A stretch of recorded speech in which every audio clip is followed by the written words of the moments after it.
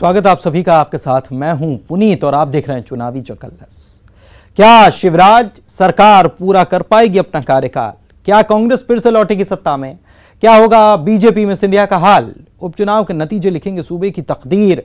चुनाव की तारीखों के ऐलान के बाद अब जनता के हाथ में है बाजी। कौन कितना दम दिखाता है, किसका वादा जनता को भरमाएगा? चुनावी चौकस में हर दिन आपको दिखाएंगे कहां किसकी कितनी तैयारी और जनता का दिल जीतने की लड़ाई में कहां कौन किस पर पड़ रहा है भारी। शुरू करते हैं चुनावी चौकस।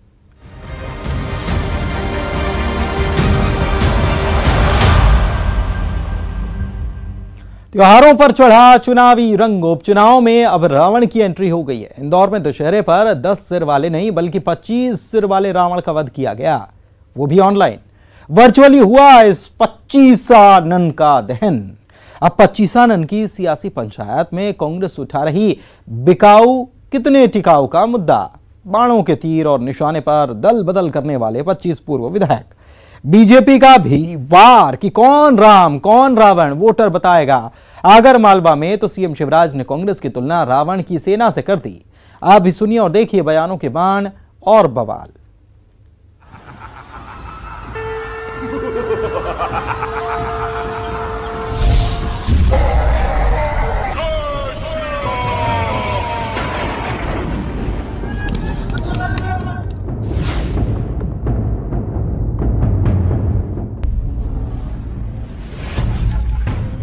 दशहरे पर भी चुनावी रंग चढ़ गया है। अब उपचुनाव में रावण की एंट्री भी हो गई है। इंदौर में रावण 10 सिर वाला नहीं बल्कि 25 सिर वाला जलाया गया, वो भी सोशल मीडिया पर। टारगेट पर 25 पूर्व विधायक हैं जो कांग्रेस छोड़कर बीजेपी में चले गए। कांग्रेस बिकाऊ कितने टिकाऊ के मुद्दे को हथियार बना रही है और इसी हथियार से बीजेपी पर वार करने के लिए उसने तरीका अपनाया है। कांग्रेस के प्रदेश सचिव राकेश सिंह यादव से सुनिए इस 25 रावण की कहानी। रावण का दहन इसलिए किया गया है क्योंकि मध्य प्रदेश में लोकतंत्र की हत्या 25 लोगों ने मिलकर की, लोकतंत्र से गद्दारी 25 लोगों ने मिलकर की। इसके प्रतीक स्वरूप आज 25 सिरों वाले रावण का दहन देश के इतिहास में और मध्य प्रदेश के इतिहास में पहली बार किया गया है। लेकिन असली दहन 3 नवंबर को होगा जब ईवीएम के माध्यम से उपचुनाव में जनता लोकतंत्र के गद्दारों का दहन करेगी। और इस वर्ष 2 दीपावली मनाई जाएगी। एक 10 नवंबर को जब एक ईमानदार सरकार वापस लौटेगी और दूसरी 14 नवंबर को जब से कांग्रेस का रामराज्य शुरू होगा। रावण दहन पर कांग्रेस के इस तंज पर बीजेपी ने पलटवार किया, जो कह रही है कौन रावण कौन राम ये वोटर बताएगा। सियानी बिल्ली खंबा नोचे, पहले अपना घर संभाल नहीं पाए, अब उन पर खिसिया रहे हैं। सत्ता चली गई तो ये मलाई खाने को नहीं मिल रही है। और ये 25 उम्मीदवार जब जीत के आएंगे तो पता लग जाएगा रावण कौन है और राम कौन है। सामेर सीट पर दिग्गजों की साख दांव पर लगी है, लिहाजा कोई भी मौका पार्टी छोड़ना नहीं चाहती। मालवा की दूसरी सीट आगर मालवा में भी दशहरे पर चुनावी असर दिखाई दिया। मालवा सीट पर बीजेपी कैंडिडेट मनोज ऊंटवाल के लिए आयोजित सभा में सीएम ने रामायण का एक वाक्य सुनाया। निशाने पर था कांग्रेस के 15 महीने का कार्यकाल। बताओ हम क्या करें? कांग्रेस के विधायक वहां घबरा रहे, कह रहे विकास ही नहीं हुआ, 1.25 साल में मर गए बेचारे चिल्ला चिल्ला। अब तुमने नहीं किया तो हमारे संग आ गए सर। आज एक और आ गया, मैंने बहुत मना किया कि भैया तुम सोच समझना नहीं बोले, हम तो भाजपा ही जाओ। अरविंद का विधायक भी चली जाएगी, बोले जाए तो जाए, हमें तो भाजपा ही के संग आना, वहां का जो विकास ही नहीं होता। अब तुम्हारी सेना में भगदड़ मची है, बानर भालू रीछ सब जोड़े चले आ रहे हैं, तो हम क्या करें भैया? रामादल चला जा रहा है यार, अब हमें गाली दे रहे हैं। बिकाऊ टिकाऊ। मेरे बहनों और भाइयों, मध्य प्रदेश की जनता और विधायकों को कोई नहीं खरीद सकता, कोई नहीं खरीद सकता। ये केवल आरोप लगाने का काम करते हैं। पार्टी तुम्हारी तुमसे समझ नहीं रही। बताओ कांग्रेस का बच्चा क्या? अध्यक्ष कौन है कांग्रेस के? कमलनाथ। मुख्यमंत्री कौन बनेंगे? कमलनाथ। नेता प्रतिपक्ष कौन बनेंगे? कमलनाथ। युवाओं के नेता कौन है? नकुल नाथ, और बाकी कांग्रेस हो गई अनाथ।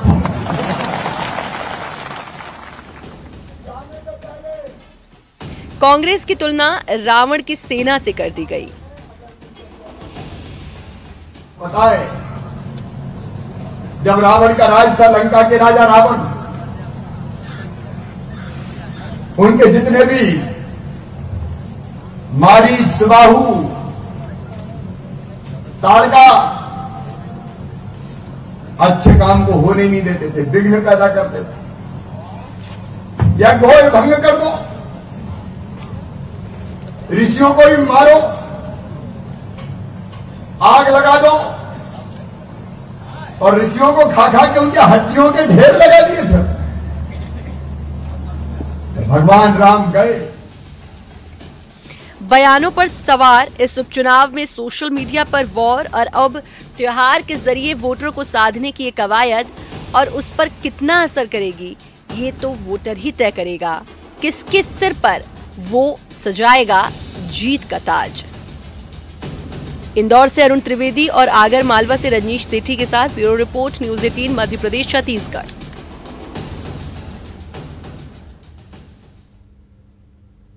और इस उपचुनाव में ये नज़ारे भी बने कि जब उम्मीदवारों को जनता ने घेर लिया और पूछ लिया कि क्या हुआ तेरा वादा। मानधाता में बीजेपी कैंडिडेट नारायण पटेल को वोटर ने खरी खरी सुनाई। भाषण देने वाले नेताओं की बोलती क्यों हो रही है बंद, ये भी दिखाएंगे। किस पर उतरा दमोह में कांग्रेसियों का गुस्सा और कौन से कैंडिडेट ने शुरू की गांधीगिरी, किस उम्मीदवार ने धारण किया मौन व्रत, और मुरैना में इतना हंगामा क्यों है भाई। देखिए चुनावी चकल्लत से चुनावी महाभारत। हमारे यहाँ जो बोल रहे हैं सब उसके लिए कोरोना भी एक देश में आया कि ये बीमारी है कि नहीं? अरे पर ये बताइए। कोरोना की बीमारी भी देश में आई है, और अभी मेरा 4.25 साल का फंड बाकी है, और कोरोना से 60 लाख रुपए चिट्ठी हमारी लगी हुई है। मधानता सीट से बीजेपी कैंडिडेट नारायण पटेल वोटरों को समझाने की कोशिश कर रहे हैं। वोटर के सवालों का जवाब दे रहे हैं। वोटर सवाल कर रहा है, क्या हुआ तेरा वादा।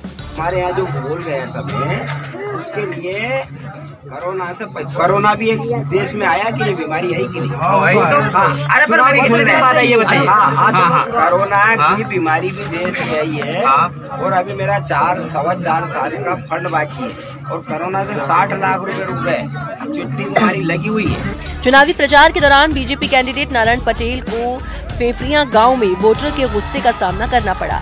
नारायण पटेल की समझाइश क्या वोटर पर असर कर रही है? वोटर पूछ रहा है पुराने काम का क्या हुआ। वोटर ने नारायण पटेल को खरी खरी सुना डाली।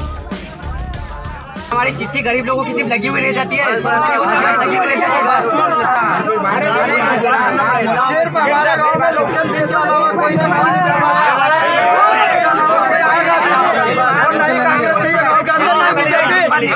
बस हमारे गांव में निर्दलीय आएगा, उसको सम्मान देंगे, किसी को नहीं देंगे इस बार। इस विरोध प्रदर्शन पर बीजेपी कैंडिडेट नारायण पटेल कह रहे हैं, कोई नाराज नहीं। आपको एक भी नाराज लग रहा है क्या? कोई नाराज नहीं है, सब बड़ी ईमानदारी से काम कर रहे हैं, एकजुटता से काम कर रहे हैं, और परिणाम देंगे। मानधाता विधानसभा सीट में जीत, इस बारे में मैं कुछ नहीं कहूँगा। मेरी जनता जीत दिलाएगी, और वो पूरा जवाब जनता देगी कितने वोटों से जीत दिलाएगी। ये कोई पहली बार नहीं है। नेपानगर से बीजेपी कैंडिडेट सुमित्रा काजडेकर के विरोध की तस्वीर भी सामने आई थी। नाराजगी तो वोटर की बड़ा मलहरा में भी छलकी थी। मधानता में बीजेपी कैंडिडेट को वोटर के गुस्से का सामना करना पड़ा, तो इधर अशोकनगर सीट पर कांग्रेस कैंडिडेट ने विरोध का गांधीवादी तरीका अपनाया, जिनका आरोप है कि उनकी शिकायतों पर अधिकारी ध्यान नहीं दे रहे, इसीलिए वो मौन धरने पर ही बैठ गई। यहाँ के इतिहास में पहली बार किसी महिला को टिकट दिया है कांग्रेस पार्टी ने, और वो भी दलित महिला को। और हमें पिछले 1 महीने से निरंतर ये चीज़ देखी जा रही है कि जिला निर्वाचन कार्यालय और प्रशासन मिलके हमारे प्रत्याशी की शिकायतों की अनदेखी की जा रही है। हम लोग लिखित शिकायत मेल के माध्यम से सबूतों के साथ निरंतर दे रहे हैं। अशोकनगर के गांधी चौराहे पर गांधीवादी तरीके से विरोध किया गया, अनशन की शक्ल में। इस अनशन की भी परमिशन इन्हें नहीं मिली है, लेकिन मौन धारण करते हुए धरने पर बैठ गए, जहां 4 घंटे बाद ये मौन धरना खत्म भी हो गया। अब जरा कांग्रेस कैंडिडेट के धरने की वजह सुन लीजिए। अमर अनशन की परमिशन मांगी थी, जो कि हमें नहीं मिली है। ये हमारा मौन धरना है। धरना की परमिशन दी है बिल्कुल ना, अमर अनशन की दी है और ना मौन धरने की दी है। और अभी सुबह के मेल का भी अभी तक जवाब प्राप्त नहीं हुआ है। तो ये फिर साबित करता है कि कहीं ना कहीं शासन और सरकार के दबाव में जिला निर्वाचन और शासन काम कर रहा है। इस विरोध प्रदर्शन के बीच ये तस्वीर आई मुरैना की। मुरैना से सुमावली से बीजेपी कैंडिडेट एंदल सिंह कंसाना के समर्थकों और ग्रामीणों के बीच झड़प हो गई, पथराव भी हुआ। देवगढ़ थाना इलाके के खंडोली गांव में हुई ये झड़प, थोड़ी देर बाद इस झगड़े को गांव के लोगों ने ही शांत करवा दिया। ये वही क्षत्रिय बाहुल्य इलाका है जहां से अभी तक एंदल सिंह को कोई भी वोट नहीं मिलता था, लेकिन इस बार क्षत्रिय उम्मीदवार नहीं है। वोटर का ये गुस्सा क्या कह रहा है? इस विरोध प्रदर्शन ने उपचुनाव के माहौल को गरमा दिया है।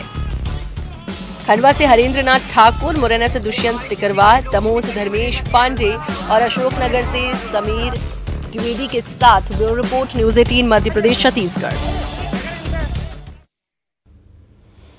28 सीटों पर कांग्रेस बिकाऊ कितने टिकाऊ को हथियार बना रही हो, बीजेपी 7 महीने के कार्यकाल में विकास का राग आलाप रही हो, लेकिन इन सब के अलग नेपानगर सीट में सुनाई दे रही है अलग धुन।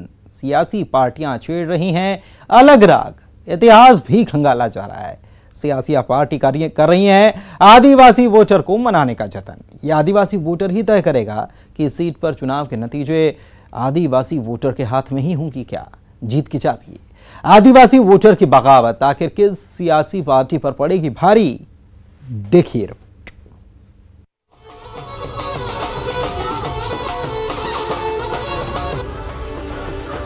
उपचुनाव की 28 सीटों पर कांग्रेस ने बिकाऊ टिकाऊ का नारा बढ़ाया। बीजेपी 7 महीने के कार्यकाल का दम दिखाए, लेकिन बुरहानपुर की नेपा नगर सीट पर आदिवासी वोट तय करेगा जीत हार। लिहाजा नेपानगर सीट पर आदिवासी वोटरों को रिझाने के लिए सारे दांव नेपानगर में सबसे बड़ा चुनावी मुद्दा जंगलों में आदिवासियों के वनाधिकार के पट्टे का है।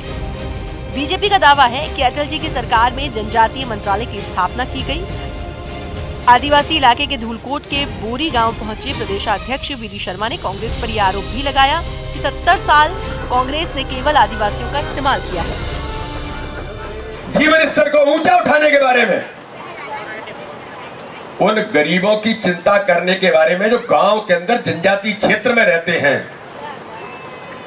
मित्रों, मैं पूछना चाहता हूं कांग्रेस के उस नेतृत्व से जो इतने सालों से इस देश के अंदर काम कर रहे थे, लेकिन जनजातीय क्षेत्र के बारे में उन्होंने कभी यह विचार नहीं किया था कि जनजातीय क्षेत्र का विकास कैसे होगा। देश के अंदर जनजातीय मंत्रालय बनाने का काम अटल बिहारी वाजपेयी ने भारतीय जनता पार्टी की सरकार ने किया था। गांव गरीब की चिंता कैसे होगी, जनजातीय क्षेत्र की योजनाएं कैसे बनेंगी, जनजातीय मंत्रालय उस पर काम करेगा। कांग्रेस ने इतने सालों से क्यों विचार नहीं किया था? क्योंकि कांग्रेस को तो केवल वोट चाहिए। उधर कांग्रेस से आदिवासी नेता कांतिलाल भूरिया जब धूलकोट चुनावी सभा लेने पहुंचे तो उनके निशाने पर बीजेपी थी। नेपानगर सीट पर आदिवासी का हाथ कांग्रेस के साथ आए इस कोशिश में भूरिया वनाधिकार कानून को ट्रम्प कार्ड की तरह इस्तेमाल करते हैं कि आदिवासियों को जंगल में रहने का अधिकार तो कांग्रेस ने दिलाया। मंत्री था, मैंने कहा कि हमारे गरीब आदमी ऐसे हमने पूरा 30 लाख लोग थे, 30 लाख लोग अगर सबको भगा देते तो कहां जाते? हमने फिर कानून बनाया, हमने 2006 में कानून बनाया, जितने में हमारे आदिवासी भाई जो नवार की जमीन पर जिसका कब्जा है वो मालिक बन गया, उसको कोई हटा ही नहीं सके। वो कानून हमने बनाया, वो कानून बनाते हमने सबको पट्टा भी दिया, अपनी कांग्रेस सरकार में पट्टा भी दिया। वो कानून आज भी जिंदा है। तो आज हमारी सरकार आएगी कमलनाथ जी के नेतृत्व में तो सबको हम लोग पट्टा देंगे, हम लोग सबको पट्टा देंगे, किसी को वहां से हटने देंगे, किसी को अगर हटा दिया उसको वापस बिठाएंगे और उसको मालिक बनाएंगे, उसका मकान में बनेगा। ये काम कांग्रेस पार्टी सरकार ही कर सकती है। अब ये समझना भी जरूरी है कि 28 सीटों के उपचुनाव में आदिवासी वोटरों की भूमिका कितनी मजबूत है। आदिवासी आरक्षित 2 सीटों के अलावा 26 सीटें जहां उपचुनाव होने हैं, इन सीटों पर करीब 10% से 12% आदिवासी वोटरों की मौजूदगी है। इस लिहाज से आदिवासी वोटर अगर किसी एक सियासी दल के साथ जाता है तो ये एकमुश्त वोट किसी एक सियासी दल को मजबूती दिलाएगा। बुरहानपुर में शारिक अख्तर के साथ bureau report, news 18 Madhya Pradesh, Chhattisgarh. चुनावी चकल्लस में अभी सियासत के कई दांव देखे जाने बाकी हैं, तो करिए थोड़ा सा इंतजार। हम हाजिर होते हैं इस छोटे से ब्रेक के बाद। ब्रेक के बाद आपका स्वागत है। जब नेता वादे पर उतरे नहीं खरे तो वोटर बगावत पर उतर पड़े। वोटर सुना रहे हैं नेताओं को खरी खरी, जनता की देहरी पर पहुंचे उम्मीदवारों की ले रहे हैं वोटर क्लास और पूछ रहे हैं पहले ये बताएं कि वादे जो रह गए अधूरे वो कब होंगे पूरे। बड़ा मलेहरा में किस कैंडिडेट पर उतरा वोटर का गुस्सा? नेपानगर में वोटर ने क्यों दिखाई नाराजगी? भांडेर में किससे कहा वोटर ने कि हमारे हिस्से क्या आया? वोटर की दो टूक नेताओं की बोलती हुई बंद। सुन रहे ना नेताजी, ये पब्लिक है, सब जानती है।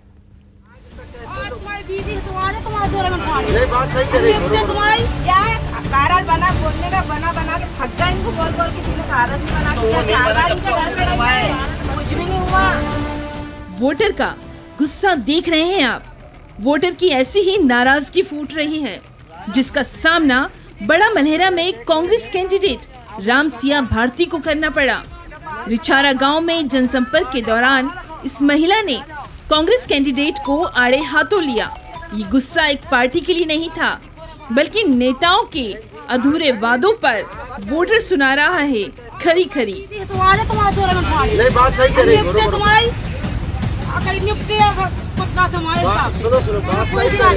लेकिन आज तक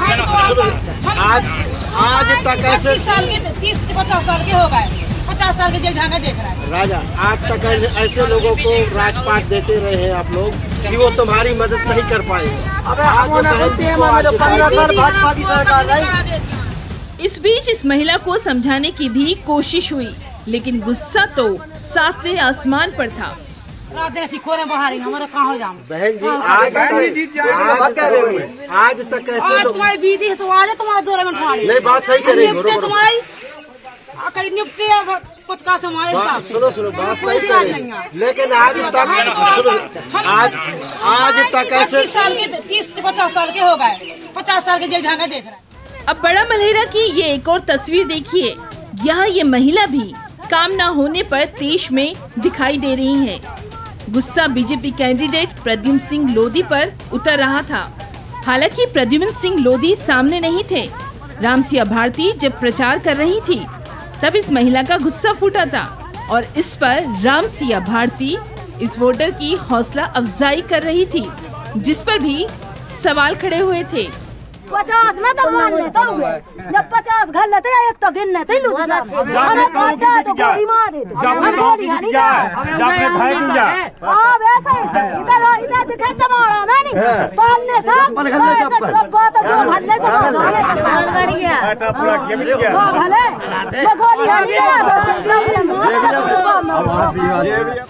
बड़ा मलेहरा से अब आपको नेपानगर लिए चलते हैं, क्योंकि वहाँ भी सीन कुछ ऐसा ही है। नेपानगर में भी इस वोटर का गुस्सा शांत होने का नाम नहीं ले रहा, जिसके गुस्से का शिकार बीजेपी कैंडिडेट सुमित्रा कास्टेकर को होना पड़ा। अब नाराजगी किस बात पर फूटी, ये भी सुन लीजिए जरा।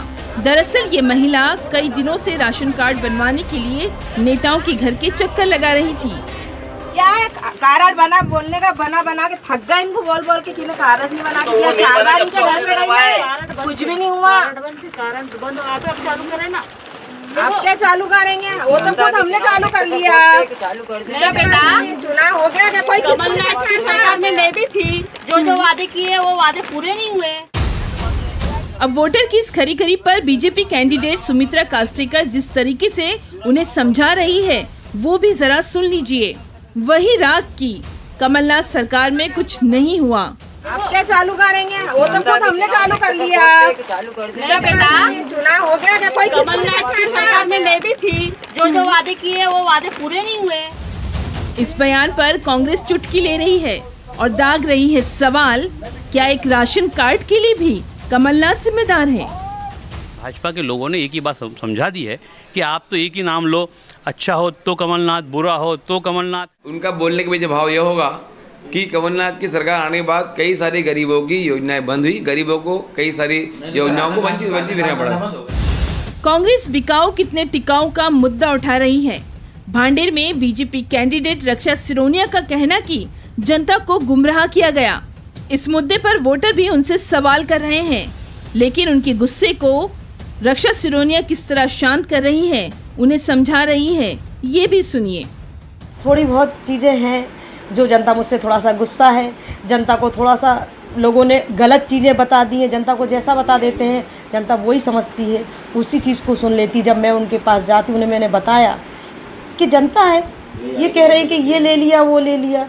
गरीब व्यक्ति को, क्योंकि मैं एक किसान हूँ और मैं खुद गरीब हूँ, मुझे कोई खरीद नहीं पाएगा। ये जनता के बीच में थोड़ा सा प्रभावित कर दिया, पर जनता इस चीज़ को समझ रही है, क्योंकि मैं यहाँ 10 साल पार्षद भी रही। जनता ने मुझे देखा है, समझा भी है। दतिया ज़िले में रही, मुझे कहीं कोई व्यक्ति ने या कोई वैसी चीज़ नहीं आई जो आज तक किसी ने कहा हो कि आप यहाँ से यहाँ तक गिर गई। मांगा वोट और मिली खरी खरी।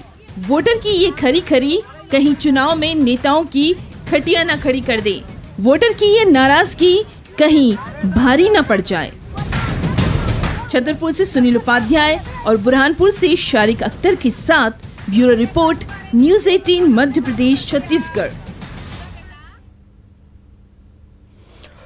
और इन सब के बीच इस उपचुनाव में अलग रंग में दिखाई दे रहे हैं नेताजी। नेताओं का दिख रहा है अनोखा अंदाज, भक्ति पर चढ़ गया है चुनावी रंग। डबरा से बीजेपी कैंडिडेट इमरती देवी भजन कीर्तन के साथ वोटर्स को साथ रही हैं। अटेर से कांग्रेस उम्मीदवार हेमंत कटारे वोटर को लुभाने के लिए शामिल हो गए भजन कीर्तन में। सावेर में तुलसी सिलावट कर रहे हैं अनोखा प्रचार। साइकिल पर होकर सवार, मंच से सियासी अदाकारी भी कम नहीं है। तंज में लग रहा है मिमिक्री का तड़का। नेताओं की एक्टिंग के तो एक्टर भी कायल हो जाएं। आप भी देखिए, वोट के लिए कुछ भी करेगा। समझ रहा है ये चुनाव महिला के साथ खड़ा है ज्योतिरादित्य सिंधिया। ज्योतिरादित्य सिंधिया खड़ा है, ज्योतिरादित्य सिंधिया खड़ा है। मानना चाहिए कि नहीं मानना चाहिए?